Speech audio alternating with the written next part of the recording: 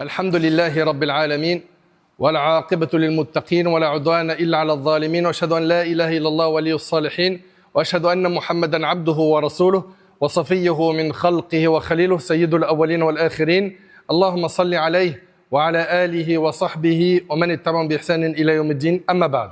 Mes chers frères et sœurs, parlons pendant cette khutbah de la Coupe du Monde. Depuis quelques jours, le monde entier vit au rythme de la Coupe du Monde. Les conversations tournent autour des matchs, des résultats et des performances des équipes. Certains ont déjà commencé à veiller tard pour suivre les rencontres. D'autres organisent leur journée en fonction du calendrier de la compétition. Et les réseaux sociaux sont envahis de commentaires, d'analyses et de débats. Et l'islam n'interdit pas les distractions licites, ni les moments de détente. Notre bien-aimé Mohammed sallallahu alayhi wa sallam permettait les loisirs qui étaient autorisés. Et il savait, alayhi salatu wa sallam, que l'âme avait besoin de repos. Mais le croyant doit toujours se rappeler une vérité essentielle. Avant d'être un supporter, un spectateur ou un amateur de sport, il est avant tout un serviteur d'Allah. Il est avant tout un serviteur d'Allah. Le danger n'est pas le football lui-même. Le danger est que le loisir prenne la place de l'adoration. Allah tabarak wa ta'ala dit « Wa ma khalaqtul jinna wal ins illa liya'budun » Je n'ai créé les djinns et les hommes que pour qu'ils m'adorent. Faut pas que tu l'oublies. Tu es sur terre pour adorer Allah. Tu es sur terre pour te préparer à sa rencontre, Azza wa Jal. Notre objectif sur terre, c'est de préparer notre rencontre avec Allah. De préparer notre vie. Serviteur d'Allah, cette Coupe du Monde va passer comme d'autres sont passées. Les vainqueurs seront oubliés. Les buts ne seront plus qu'un souvenir. Mais nos œuvres demeureront inscrites auprès d'Allah. Et j'ai plusieurs conseils à adresser à ma chère communauté que j'aime tant. J'implore Allah subhanahu wa ta'ala de faire que ces conseils trouvent une place dans votre cœur. Le premier conseil, barakallahu fikum, vous qui voulez à tout prix regarder tous les matchs, et vous savez très bien que là on a un décalage horaire qui va faire que certains vont se réveiller même tard la nuit pour regarder des matchs. Ne lâchez pas la salat. Ne lâchez pas la salat. Votre maghrib, il est prié à l'heure. Le isha, pareil. Le fajr, pareil. C'est pas je regarde le match et je dors. Et je rate le subh. Non. Non. Toi qui es en train de te poser la question qui sera le vainqueur de cette coupe, faut plutôt que tu te poses la question est-ce que tu seras un vainqueur ou un perdant yawm al-qiyamah le jour du jugement. Ne laisse pas la Coupe du Monde te faire perdre ta salat. Parmi les plus grands dangers de ces semaines figure la négligence des prières, surtout la prière de l'Fajr. Combien de personnes vont veiller jusqu'à des heures tardives pour regarder le match? Mais malheureusement, certains volontairement ne prieront pas la prière de Subh. Combien de personnes sont capables de citer les horaires des rencontres? Ils ont déjà appris. Ils savent qu'il y a plus de 100 matchs, ils connaissent déjà les horaires. Mais ils ne connaissent pas les horaires de prière. Vous qui êtes soucieux de savoir qui sera le gagnant, garde en tête que toi, tu vas rien gagner dans cette histoire. Mais par contre, tu peux beaucoup perdre. Quand? Le jour du jugement. Donc si toi, tu veux être un gagnant, un vrai, il va falloir que tu sois un vrai musulman, digne de ce nom, qui est soumis à Allah. Allah subhanahu wa ta'ala ordonne. Allah subhanahu wa ta'ala interdit. Toi, tu n'as qu'une seule réponse. Sami'na wa ata'na. J'ai entendu, j'ai obéi. Allah tabaraka wa ta'ala nous dit fawailun lil musallin alladhina hum an salatihim sahun. Malheur donc à ceux qui prient. Al-wail, c'est un fleuve en enfer. Il est dédié à qui? À ceux qui font sortir leur prière de leur temps. La hawla wa la quwwata illa billah. D'après Abdullah ibn Amr, radiyallahu anhu, le prophète sallallahu alayhi wa sallam a mentionné un jour la prière et il a dit celui qui la préserve, regardez ce qu'il dit le prophète sallallahu alayhi wa sallam sur la prière, celui qui la préserve, elle lui sera une lumière, un argument et un soutien le jour de la résurrection. Et celui qui la néglige, elle ne sera ni lumière, ni argument, ni soutien le jour du jugement. Et il sera, écoutez bien, le jour du jugement, il sera ressuscité avec qui? Il sera en compagnie de Qarun, Pharaon, Haman et Ubay ibn Khalaf, et c'est rapporté par Ahmed. Il s'agit ici des têtes parmi ceux qui ont renié la foi et qui ont étaient des très mauvais exemples dans l'histoire. T'imagines être ressuscité avec Pharaon, Ubay ibn Khalaf, un ennemi acharné de l'islam, Qarun, Haman, Tu veux être ressuscité avec eux? Non? Mais réveille-toi, reprends la salat. Quand on a posé la question au prophète sallallahu alayhi wa sallam, quelle est l'œuvre la plus aimée d'Allah? Il a dit la salat à son temps. Subhanallah, l'œuvre qu'Allah aime le plus, c'est la salat faite à l'heure. Et le prophète sallallahu alayhi wa sallam, il a dit وَجُعِلَتْ قُرَّةُ عَيْنِي فِي الصَّلَاةِ. La prunelle de mes yeux était dans la salat. La salat est l'œuvre qu'Allah aime le plus. La salat est l'œuvre que le prophète sallallahu alayhi wa sallam aime le plus. Tu prétends aimer Allah et son prophète. Comment se fait-il que tu n'aimes pas la salat? C'est pas possible. Mais si t'aimes Allah, tu dois aimer ce qu'Allah aime le plus. T'aimes le prophète sallallahu alayhi wa sallam, mais t'es censé aimer la salat. C'est quoi cette insouciance? Et jusqu'à quand? Tu procrastines? Jusqu'à quand? Jusqu'à ce que l'ange de la mort vienne prendre ton âme et qu'on fasse salat sur toi? Mais après, dans ta tombe, comment ça va se passer? Est-ce que ça sera un trou de l'enfer ou un jardin du paradis? Uthman radiallahu anhu, quand il se tenait devant une tombe, il pleurait jusqu'à tremper sa barbe. On lui disait que lorsque le paradis et l'enfer est mentionné, il pleure pas. Et devant une tombe, il pleure. Il a dit, car j'ai entendu le prophète sallallahu alayhi wa sallam dire, la tombe est la première station du jour du jugement. Si cette étape est facile, ce qui viendra après sera facile. Mais si cette étape est difficile, ce qui viendra après sera dur. Tu te vois où, toi, dans ta tombe? Dans un jardin du paradis? T'as fait les causes? Tu pries? Tu pries pas? Sans compter qu'il y a certains savants, mais ça faut l'entendre, qui disent que t'es même pas musulman parce que tu fais pas salat. C'est-à-dire, la position des savants musulmans, c'est est-ce que t'es pervers ou est-ce que t'es kafir? Dans les deux cas, t'es considéré comme une mauvaise personne. Mais réveille-toi!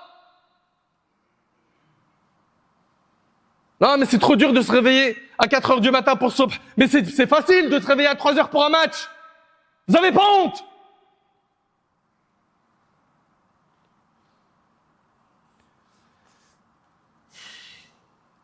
Le véritable perdant n'est pas celui dont l'équipe est éliminée. Le véritable perdant, c'est celui qui a coupé sa relation avec Allah. Et le véritable gagnant est celui qui rencontre Allah avec sa religion préservée. Donc, premier conseil, la salat barakallahu fikum. Ceux qui prient pas, montez dans le train de ceux qui prient. Ceux qui sont négligents, réparez ça. La salat, c'est une ligne rouge. Tu dois prier. Deuxièmement, les paris sportifs. Les paris sportifs font partie des grands péchés. Et qu'est-ce qui se répandent quand il y a des compétitions? Des Coupes du Monde, des Jeux Olympiques. À chaque compétition, les paris sportifs se multiplient. Des applications, des sites, des publicités encouragent les jeunes à miser leur argent. Certains pensent qu'il ne s'agit que d'un jeu. Mais Allah subhanahu wa ta'ala, notre créateur Azza wa Jal, il n'a pas appelé ça un jeu. Il a appelé ça maïsir. Al-maïsir ici, c'est les jeux d'argent. Allah ta'ala nous dit, Ya ayyuhalladhina amanu, innama al-khamru wal-maïsir wal-ansab wal-azlam, rijsum min amal ash-shaytan, rijsum min amal ash-shaytan, fajtanibuh. إنما يريد الشيطان أن يوقع بينكم العداوة والبغضاء في الخمر والميسر ويصدكم عن ذكر الله وعن الصلاة فهل أنتم منتهون. Ô vous qui croyez le vin, al-maïsir, donc les jeux d'argent, les autels sacrificiels et les flèches divinatoires ne sont qu'une impureté, écoute la suite, œuvre de Satan. Vos paris sportifs, c'est une œuvre de Satan. Écartez-vous-en. C'est-à-dire que les paris sportifs, ils prennent un chemin, toi t'en prends un autre. Écartez-vous-en afin que vous réussissiez. Et suivez la suite du verset. Satan n'a d'autre but que de susciter à travers le vin et le maïsir l'inimitié et la haine entre vous et vous détourner de la mention d'Allah et de la prière. Allez-vous donc cesser? Allah subhanahu wa ta'ala s'adresse à nous. Est-ce qu'on peut faire preuve d'humilité et écouter attentivement ce qu'Allah subhanahu wa ta'ala nous dit? Il nous dit, allez-vous donc cesser? Mais vous savez, ce qui est terrible dans l'histoire, c'est qu'ils ont pris certains de notre communauté qui, eux, aujourd'hui, font la promotion des paris sportifs. Pourquoi? Parce qu'il faut mettre la daronne à l'abri, comme ils disent. Ouais, c'est leur vocabulaire. Il faut mettre la daronne à l'abri. Je répète exactement leurs mots. Et ils font la promotion du haram, des grands péchés. Mais attention, ils le font, ils l'assument et ils ont des relais. des relais parmi nos frères et sœurs musulmans et musulmanes. Parce que c'est devenu facile aujourd'hui. À l'époque, il fallait rentrer dans un tabac pour gratter. Aujourd'hui, il n'y a plus besoin de se retrouver dans cette gêne. Avec un smartphone, le gamin, il a 10 ans, il a l'application.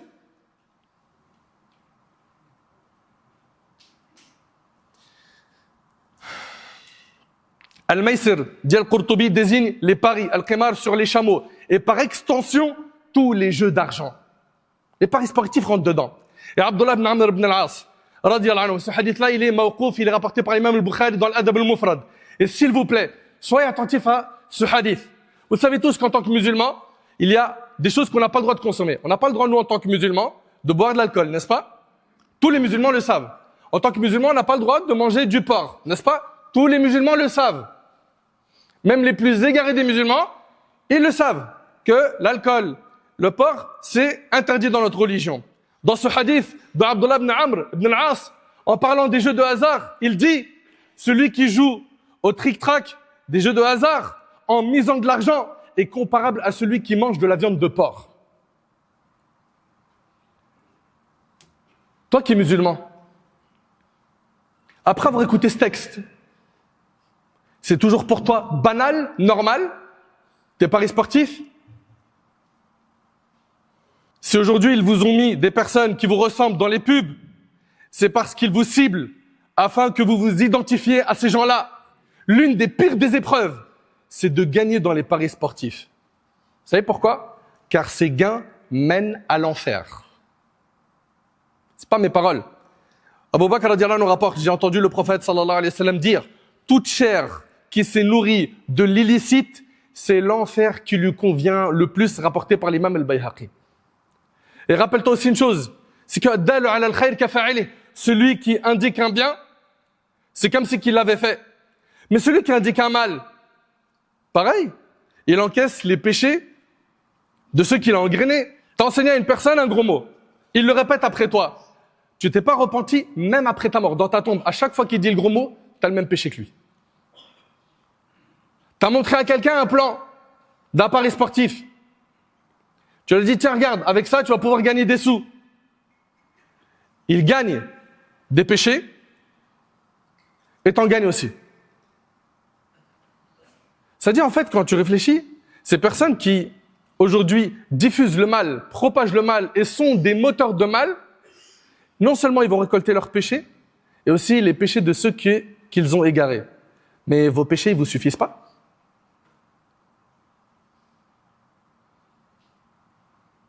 Vos péchés, ils vous suffisent pas? Vous voulez ceux des autres? Pourquoi? Pour de l'argent? Non, parce qu'il faut, tu vois, dans la période de la jeunesse, là, c'est là maintenant, il faut coffrer, il faut mettre de l'argent de côté. C'est ce qu'on entend ou pas? C'est maintenant, il faut mettre des sous, il faut investir, comme ça, plus tard, tu es tranquille, tu te reposes. Tu te reposes avec quoi? Avec de l'argent illicite? De quel repos tu parles?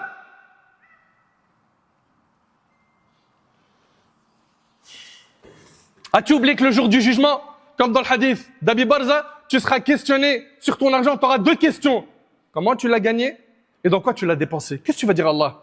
Le prophète sallam a dit dans le hadith rapporté par Bukhari et Muslim, une époque arrivera pendant laquelle l'homme ne se souciera pas de quelle façon il gagnera l'argent, de façon licite ou illicite. On est dedans. Il mange à tous les râteliers, il s'en fiche, halal, haram, juste donne-moi de l'argent. Plus tard, on va se repentir, on fera le hajj. On sera des personnes bien. T'inquiète, il y a le temps. Oh, arrête de nous noircir le tableau. Vous, toujours, vous faites peur, là, les barbus avec la mort, la mort, la mort. Jusqu'à ce que, choc, cette personne-là meurt et qu'on voit quoi? Sa famille est en train de pleurer. Tout le quartier, il est là, ils sont en train de pleurer. Mais c'est fini, c'est trop tard. C'est trop tard. Les paris sportifs détruisent des familles, créent des addictions et poussent les gens à chercher l'argent sans effort. Le croyant sait que sa subsistance vient d'Allah et non d'un pari. Combien de personnes sont tombées dans des dépressions? Combien de personnes aujourd'hui vivent des vides intérieurs? Combien sont partis se suicider? Ils ont divorcé. Et en fait, ils sont arrivés à un stade où ils sont rentrés dans une addiction. Ils ne jouent plus pour gagner, mais parce que s'ils ne jouent pas, ils se sentent mal. Allahu Akbar. Ces gens-là sont arrivés à un stade où ils n'apaisent leur cœur que lorsqu'ils mettent en colère Allah.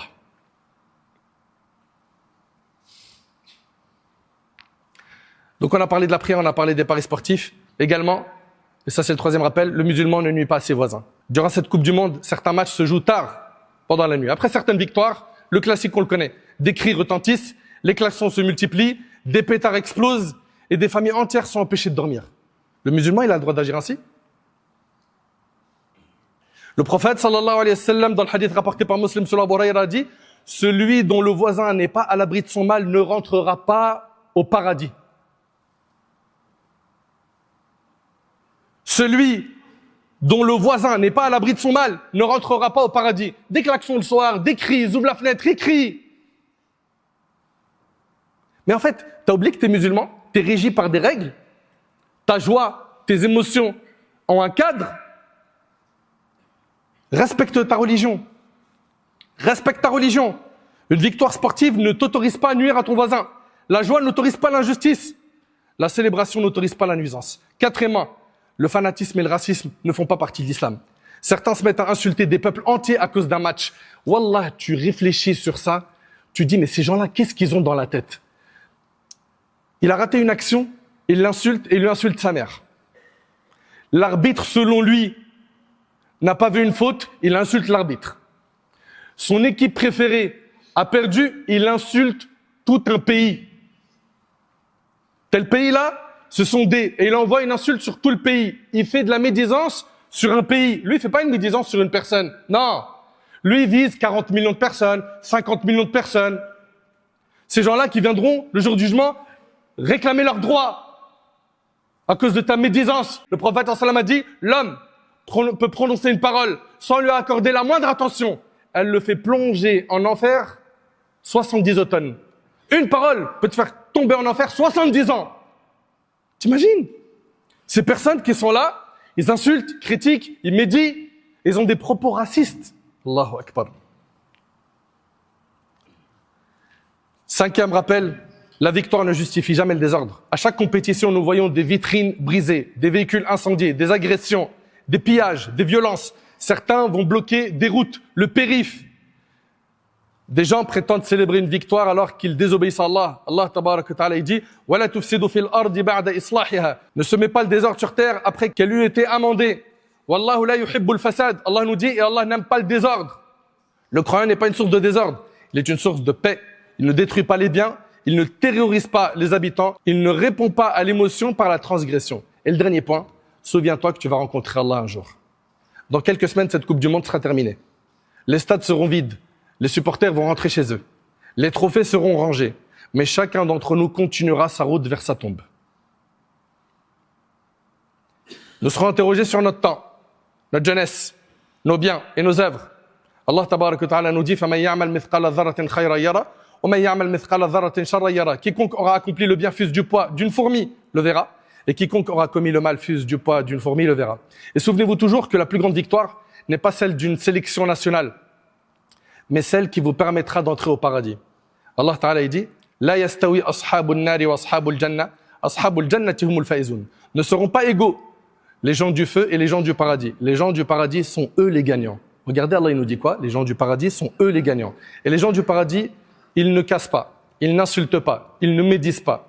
Ils sont cadrés par les textes de notre religion. Ils accomplissent les actes obligatoires, leurs prières, ils obéissent à leurs parents, ils ne font pas craquer leurs parents, ils écoutent leurs parents, ils font des prières surrogatoires et des œuvres surrogatoires, ils sont toujours entourés de bonnes fréquentations, ils occupent bien leur temps, ils invoquent Allah pour qu'Allah tabarak wa ta'ala les guide. Enfin, mes chers frères, mes chères sœurs, pendant cette Coupe du Monde et après cette Coupe du Monde, respecte ta religion et fais attention, car un jour tu auras des comptes à rendre sur tout ce que tu auras fait. J'implore Allah tabarak wa ta'ala de nous guider. J'implore Allah tabarak wa ta'ala de nous pardonner. J'implore Allah subhanahu wa ta'ala de faire de nous des pieux. J'implore Allah subhanahu wa ta'ala de nous rendre clairvoyants. Qu'Allah tabarak wa ta'ala nous accorde une bonne fin.